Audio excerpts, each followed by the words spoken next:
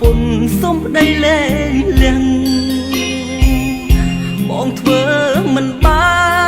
នអូនណាយកូនយើងតូចណាស់គូតែអាណិតវាខ្លាំង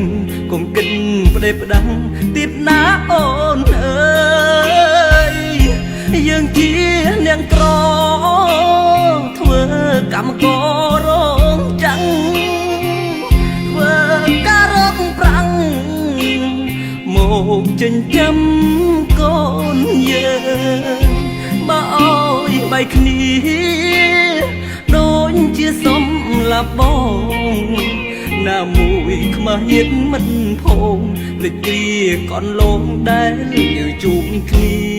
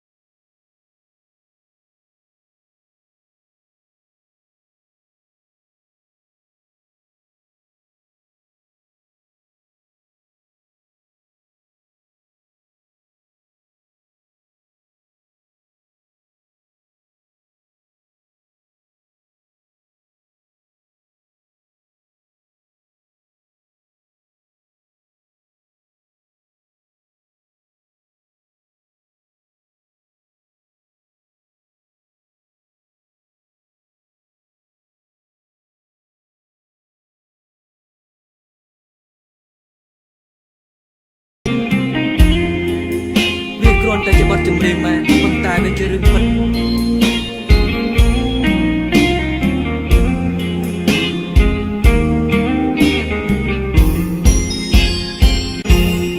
អង្វរប្រពន្ធសំឡាញ់បេះដូងបងសែនទូម្នេញព្រោះតែមាសមេរូបបងនាងក្រណាំងជាកម្មករគេបើសិនអូនចង់ព្រួលប្រែទាល់តែរំលងខ្មោចបងសិនទៅ